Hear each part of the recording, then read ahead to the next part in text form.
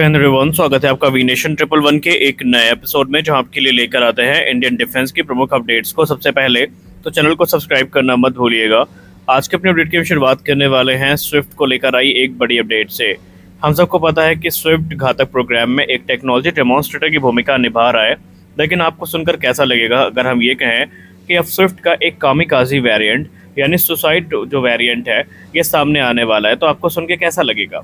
निसंदेह आप भी आश्चर्यचकित होंगे कि हम स्विफ्ट के बारे में ये क्या बोल रहे हैं, लेकिन अब ये चीज़ें वास्तविकता का रूप लेती नजर आई है। आइए जानते हैं पूरा डिटेल और पूरा मामला क्या है। हाल ही में टर्मैक मीडिया हाउस की रिपोर्ट में आनंद कृष्ण सर बता रहे हैं कि रिलायबल गवर्नमेंट सोर्सेज ने उन्हें कंफर्म किया है कि इस समय भारत की तरफ से जो stealth wing flying test bed है, जिसको हम स्विफ्ट के नाम से जानते हैं, ये बेसिकली घातक का एक स्केल डाउन वेरिएंट है और मुख्य तौर पर इसका यूज़ टेक्नोलॉजी डेमोन्स्ट्रेटर के तौर पर किया जा रहा था, लेकिन अब इसे एक full fledge arm remotely piloted strike aircraft के तौर पर यानी आरपीएसए के तौर पर पिच किया जा रहा है। रिलायबल गवर्नमेंट सोर्सेज ने कंफर्म कर दिया है कि इस समय एरोनॉटिकल डेवलपमेंट इस्टेब्लिशमेंट एक नए वेरिएंट को विकसित कर रही है प्राइवेट इंडस्ट्री के साथ मिल करके, जिसको कोड नेम दिया गया है स्विफ्ट के। यहाँ पर के डिनोट कर रहा है कामिकाजी को।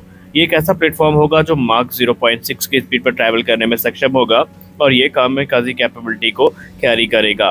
और ये पहली बार ऐसा होगा कि जब एरोनॉटिकल डेवलपमेंट एजेंसी दो ऐसे प्रोटोटाइप्स का निर्माण कर रही है जो कि टेक्नोलॉजी डेमोन्स्ट्रेटर के साथ साथ कामिकाजी रोल में भी यूज़ किए जाएंगे।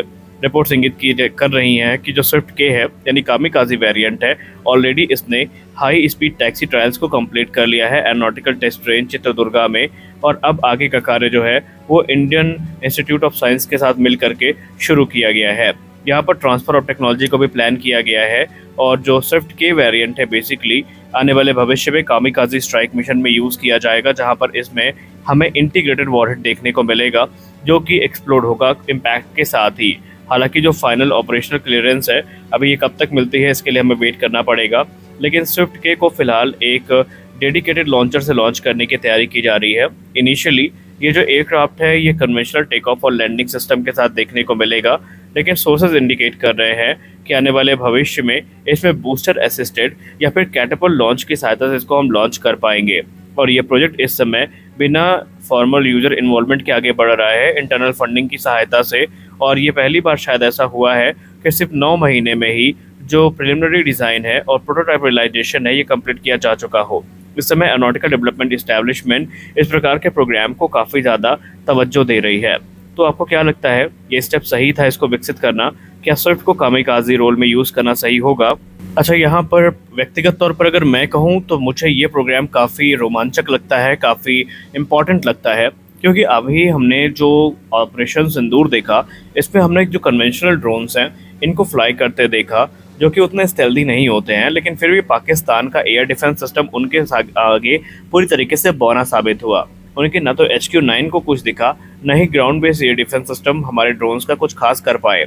लेकिन अब आप ये सोचिए कि जब स्टेल्थ डिज़ाइन से परिपक्व ड्रोन जो कि स्टेल्थ ऑपरेशन के लिए ही ऑप्टिमाइज किया गया है, जब ये पाकिस्तानी वायु सीमा में घुसेगा तो पाकिस्तान के लिए चैलेंजेस कई गुना ज़्यादा बढ़ जाएंगे। और इसीलिए डिफेंस एनालिस्ट भी ये मानते हैं कि भारत का ये निर्णय, जिसके अंतर्गत भारत स्विफ्ट का कामिकाजी वेरिएंट विकसित कर रहा है, ये हमारे लिए गेम चेंजर साबित हो सकता है। अब आप में से काफ़ी लोग ये प्रश्न पूछेंगे कि क्या स्विफ्ट के एक ही वेरिएंट हमें देखने को मिलेंगे? देखिए, अनकन्फर्म रिपोर्ट अभी ये बता रही हैं कि स्विफ्ट का हमें एक स्केल अप वेरिएंट भी देखने को मिलेगा जो कि इंटरनल वेपन बे के साथ होगा, और इसके अलावा जो घातक यूकैव है ये भी विकसित किया जाएगा। तो कुल मिलाकर आने वाले भविष्य में ड्रोन वॉरफेयर में जो भारत की स्थिति है वो काफ़ी मजबूत होने वाली है। हमारी अगली बड़ी अपडेट पाकिस्तान को लेकर आ रही है। पाकिस्तान एक बार फिर से सुर्खियों में आ चुका है। जी नहीं, इस बार सेंटर ऑफ ग्रेविटी की वजह से नहीं आया है, बल्कि इस बार आने का कारण कुछ और है। पाकिस्तानी मीडिया में एक बड़ी हलचल देखने को मिली है, और अगर हम पाकिस्तानी मीडिया सोर्सेज के हवाले से बात माने तो एक बार फिर से J-35 की चर्चाएं पाकिस्तान में होनी शुरू हो गई हैं। पाकिस्तान ये दावा कर रहा है कि 2026 तक या 2027 तक उनको J-35 का जो एक्सेस है वो मिल जाएगा। कुछ जो मीडिया हाउसेस हैं वो तो ये भी क्लेम कर रहे हैं कि 2025 के अंत तक, जो कि थोड़ा तो अनरियलिस्टिक लग रहा है कि 2025 के अंत तक 40 J-35 का पाकिस्तान ज्वाइन करना थोड़ा अनप्रैक्टिकल भी लग रहा है। लेकिन हाँ, ये बात सच है कि आज नहीं तो कल पाकिस्तान को J-35 का एक्सेस ज़रूर मिलेगा, लेकिन वही प्री मैच्योर सेलिब्रेशन एक बार फिर से शुरू हुआ है।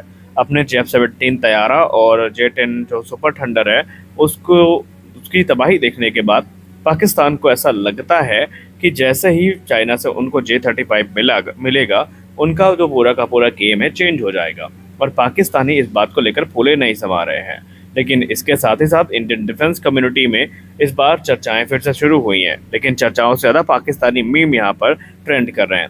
दरअसल इस समय जो भारत है उसके एयर डिफेंस सिस्टम ने जिस प्रकार की परफॉर्मेंस दिखाई है और भारत ने जिस प्रकार के हाई फ्रिक्वेंसी रेडार्स को वहाँ पर डिप्लॉय करके रखा है, एक्सपर्ट्स मानते हैं कि भारत को पैनिक प्रोक्योरमेंट नहीं करना चाहिए, क्योंकि भारत के पास इतने कैपेबल एयर डिफेंसेस हैं कि चाइना के एयरक्राफ्ट्स के लिए इतना आसान नहीं होगा कि वो भारत के एयर डिफेंसेस को ब्रीच कर सकें।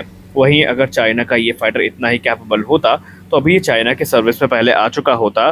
जाहिर सी बात है कि पाकिस्तान को अगर चाइना कोई चीज़ फ्री में दे रहा है तो आप उसकी टेक्नोलॉजी का अंदाज़ा लगा सकते हैं। खैर, कुछ एक्सपर्ट्स ये भी कहते नजर आए हैं कि हमें इस थ्रेट को यहाँ पर हल्के में नहीं लेना चाहिए और हमें अपने भारतीय वायुसेना के लिए भी जो बड़े डिसीजन हैं वो लेने चाहिए। अब यहाँ पर F-35 या Su-57 की डिबेट एक बार फिर से शुरू हुई है।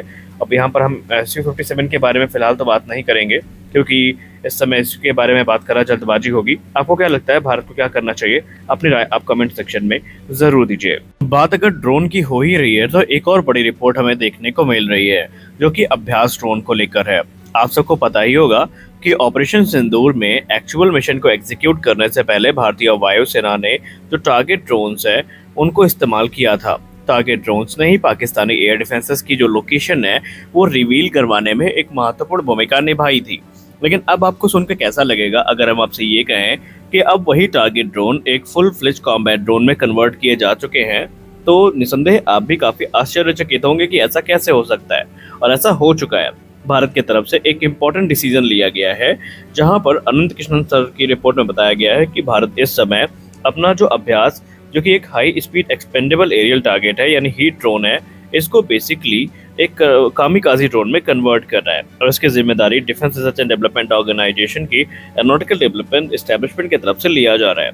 सोर्सेज इंडिकेट कर रहा है कि जो एडवांस वेरिएंट है या अपग्रेडेड वेरिएंट है अभ्यास का, ये बेसिकली एक ट्रांसफॉर्मेटिव स्टेप है भारत की ड्रोन वॉरफेयर कैपेबिलिटी को एनहांस करने के लिए, और ये एक हाई स्पीड कामिकाजी ड्रोन होने वाला है। रिपोर्ट्स में इंगित किया जा रहा है कि इसके लिए इसका जो नोज कोन है इसको मॉडिफाई किया जा रहा है, जहां पर एक बैलास्ट सिस्टम इंक्लूड किया गया है ताकि जो वॉरहेड पेलोड है उसको ये कैरी कर सके और तकरीबन 500 से लेकर 600 किलोमीटर की दूरी तक जा करके ये अटैक करने में सक्षम हो। हालांकि कुछ रिपोर्ट ये दूरी जो क्लेम कर रही है वो 300 से लेकर 400 किलोमीटर कर रही है और स्पीड इसकी मैक्स 0.5 से 0.7 के बीच में होने का अनुमान है। हालांकि इसको लेकर ज़्यादा जो अभी डिटेल्स हैं ये सामने नहीं आई हैं, लेकिन माना जा रहा है कि यहाँ पर प्राइवेट सेक्टर कंपनियों की भूमिका, जैसे कि लार्सन टुब्रो हो गई, काफ़ी महत्वपूर्ण होने वाली है और इनिशियली तकरीबन 300 यूनिट्स बनाई जाएंगी और आगे चल के रिक्वायरमेंट के हिसाब से ये नंबर और ऊपर जाते रहेंगे। तो आज के इस वीडियो में बस इतना ही। मिलता है अगले वीडियो में कुछ और अपडेट्स के साथ। तब तक के लिए जय हिंद।